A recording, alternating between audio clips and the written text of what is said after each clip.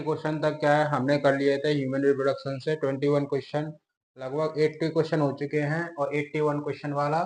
ठीक है, आइए स्टार्ट करते हैं। सबसे पहला जो क्वेश्चन है वह है which of the following statement regarding memory gland is incorrect. गलत बताना है, ठीक है, मेमोरी ग्लैंड के रिगार्डिंग के बारे में। ठीक है, तो पहला कह रहा है they are paired glandular structure that lie over the pectoral muscles.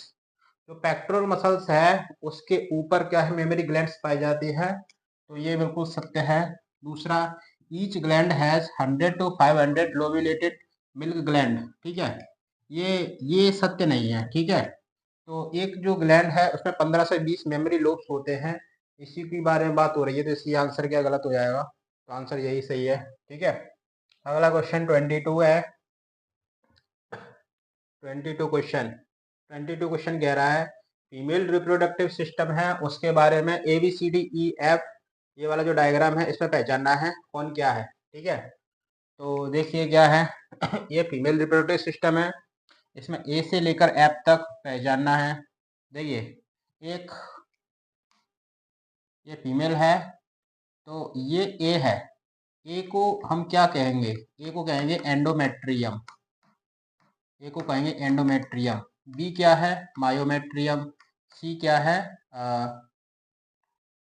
क्या है, पेरीमेट्रियम। ठीक है, तो 3 लेयर होती हैं यूटेरस की, तो यूटेरस की 3 लेयर है, यहीं से हम पहचान सकते हैं। ए क्या है, ए एंडोमेट्रियम इसमें नहीं है, ए क्या है इनफंडिबुलम, ए एंडोमेट्रियम, तो आंसर हो जाएगा ये। ठीक है, बाकी सारी चीज़ें पहचान में आ जाएंगी, ऐसा कुछ नहीं है। डी क्या है, ये वाला डी, ये फेलोपियन ट्यूब है, ये एम्पुला है। एफ क्या है, ये वाला भाग है, इसको इनफंडिबुलम कहते हैं। ठीक है, इनफंडिबुलम, राइट, ये आंसर हो जाएगा इसका। अगला क्वेश्चन देखते हैं, क्वेश्चन नंबर 23 हो गया, 23 क्वेश्चन। 23 क्वेश्चन क्या कह रहा है, ये 23 क्वेश्चन है।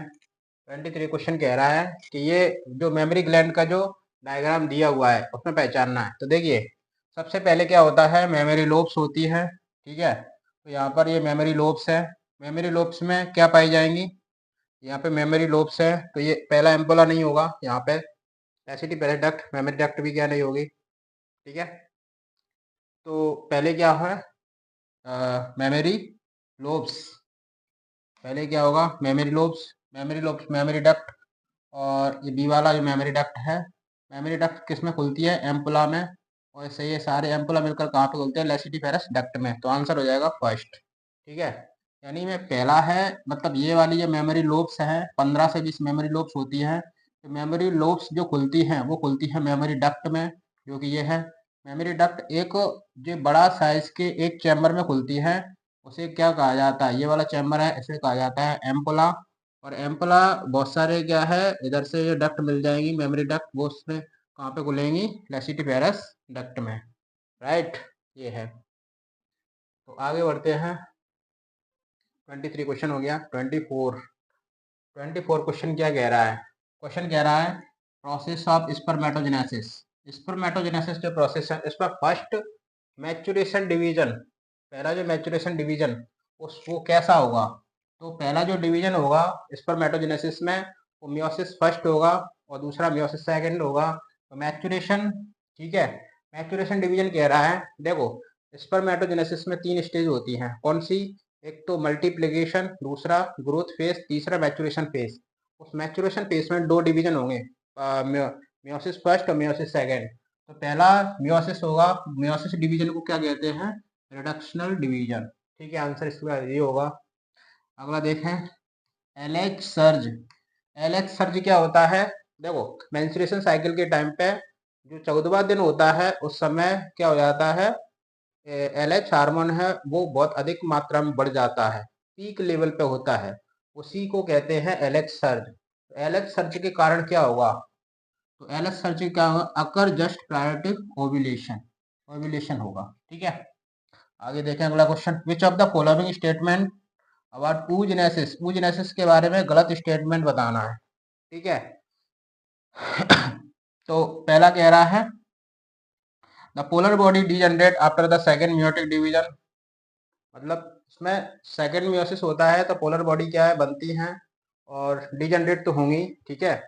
तो फिर दूसरा कह रहा है, तो ये तो राइट हो जाएगा, ovum produce is haploid. Ovum जो बनता है वो हैप्लॉइड बनता है, बिल्कुल ओवम हैप्लॉइड ही होता है। तीसरा, the major growth phase of the primary oocyte occur in prophase first. तो ये भी सही होता है, ग्रोथ फेस जो है वो प्रोफेस फर्स्ट में होती है। तो फिर वो कह रहा है primary oocyte is haploid. Primary oocyte haploid नहीं होती है, प्राइमरी oocyte डिप्लॉइड होती है। तो ये गलत हो जाएगा, इसलिए ये सही हो जाएगा, रॉन्ग पूछ रहा है, राइट। आगे बढ़ते हैं, 20 क्वेश्चन नंबर 27। क्वेश्चन नंबर 27 क्या कहता है, इन ह्यूमन में मेल जर्म सेल है वो डिफरेंशिएट होके, है ना, differentiate into the end of first meiotic division. तो पहला मियोटिक डिवीजन स्पर्मेटोजेनेसिस के समय पहला मियोटिक डिवीजन होता है, प्राइमरी oocyte से क्या बनती है, सेकेंडरी oocyte। तो वो एंड कह रहा है कि पहला मियोसिस डिवीजन एंड होने के बाद में क्या बनेगा, तो एंड होने के बाद में बन जाएगा सेकेंडरी स्पर्मेटोसाइट।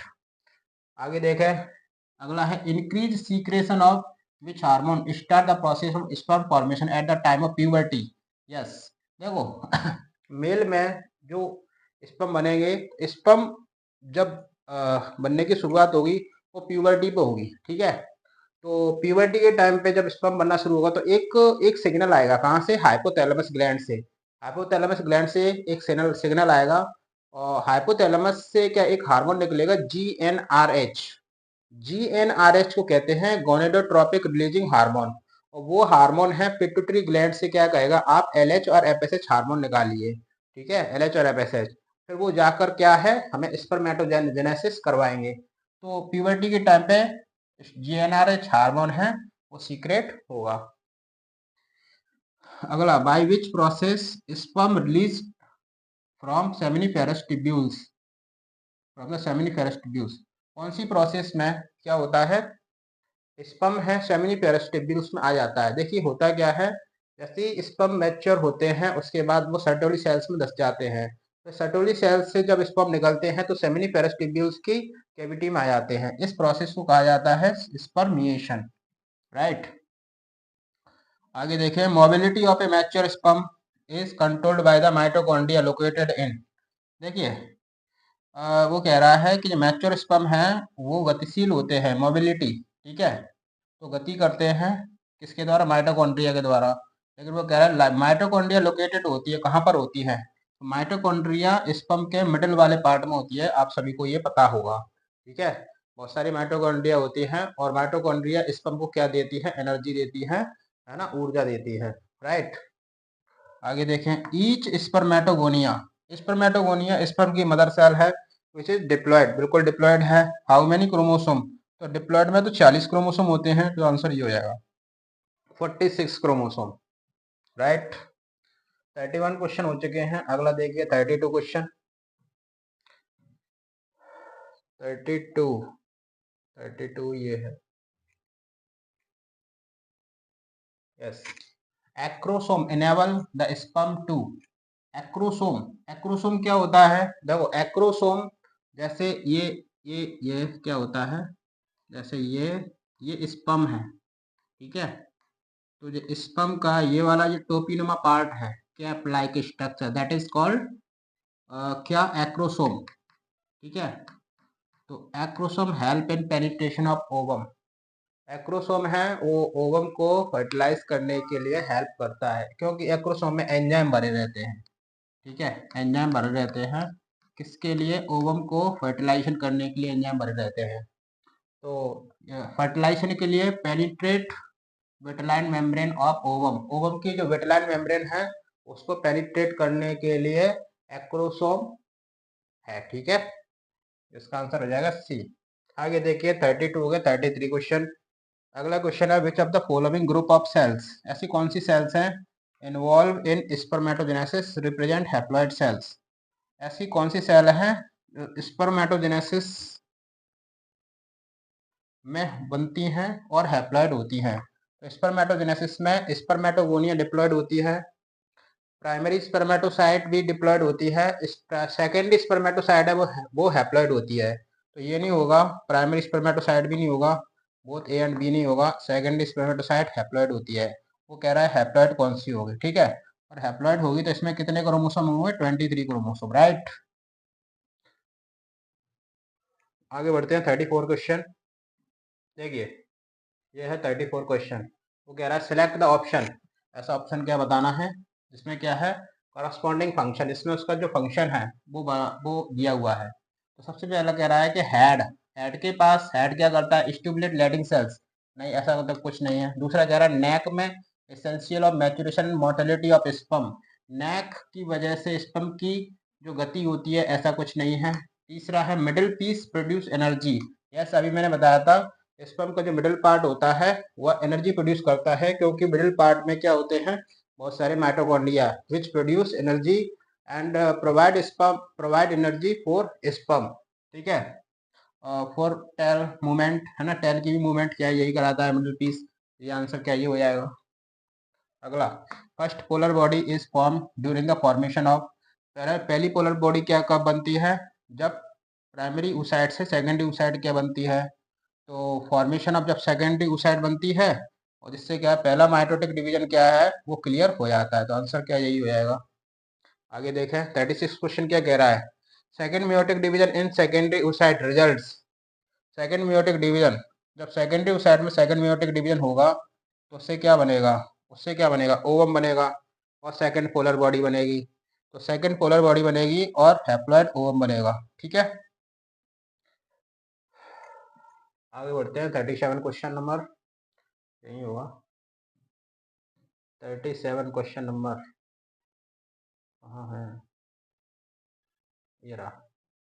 37 क्वेश्चन नंबर क्या कह रहा है?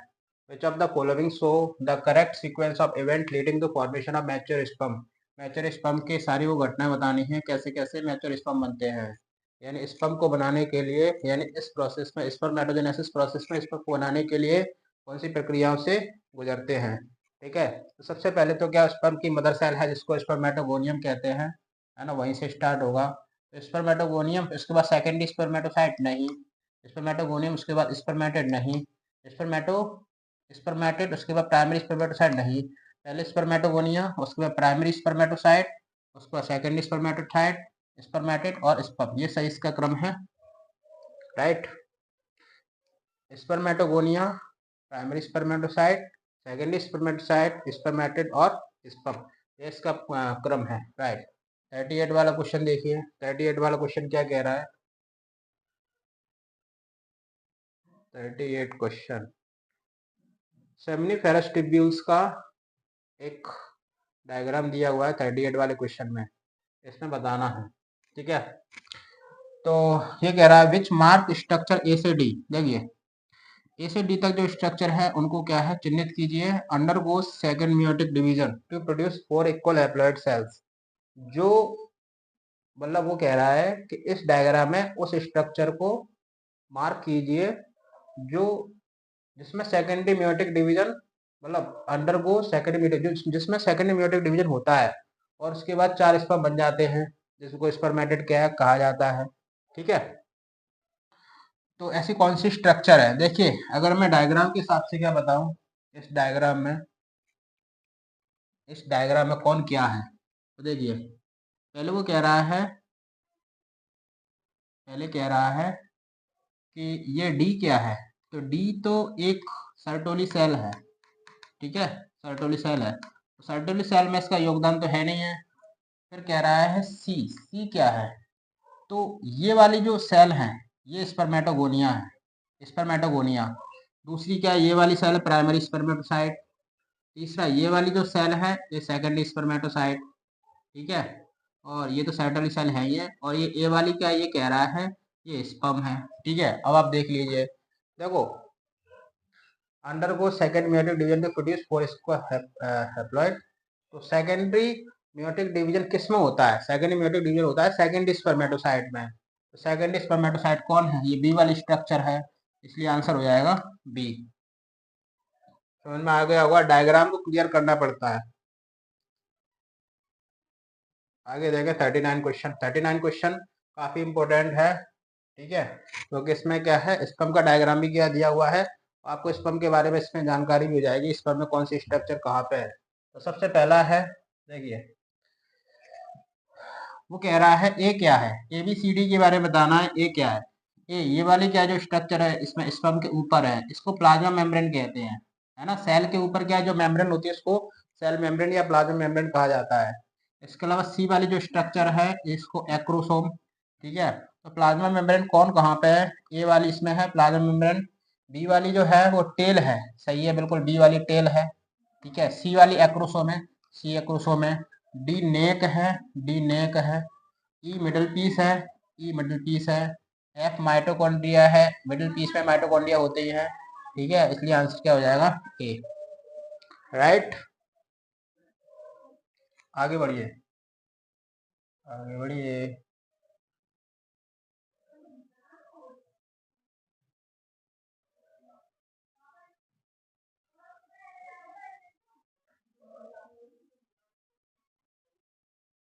देखिए आगे का क्वेश्चन क्या है, seminal plasma in human is rich in. देखिए सेमिनल प्लाज्मा क्या होता है, जो ग्लैंड्स होती हैं उनसे सीक्रेट जो फ्लूइड होता है उसको सेमिनल प्लाज्मा कहा जाता है। सेमिनल प्लाज्मा में पूछा है क्या होता है, सेमिनल प्लाज्मा में क्या होता है। तो सेमिनल प्लाज्मा जो है उसमें क्या होते हैं, सेमिनल प्लाज्मा में फ्रक्टोज होता है, कैल्शियम होता है, और सर्टेन एंजाइम, कुछ जरूरी एंजाइम होते हैं, ठीक है। तो seminal plasma which is rich in fructose calcium and certain enzyme, ये लाइन लिखी है एनसीईआरटी में, ठीक है। और काफ़ी इम्पोर्टेंट लाइन है ये, ठीक है। वो पूछ लेगा कि which is present in seminal plasma, तो इन तीनों में से एक दे देगा, ठीक है, राइट। तो 40 क्वेश्चन है, 40 क्वेश्चन हो चुके हैं इस चैप्टर से। पिछले वीडियो में 20 क्वेश्चन हो गए थे, इस वीडियो में 20 क्वेश्चन और हो गए। एक वीडियो और डाल दूंगा तो इस बार सेकंड चैप्टर क्या कंप्लीट हो जाएगा, ठीक है। धन्यवाद।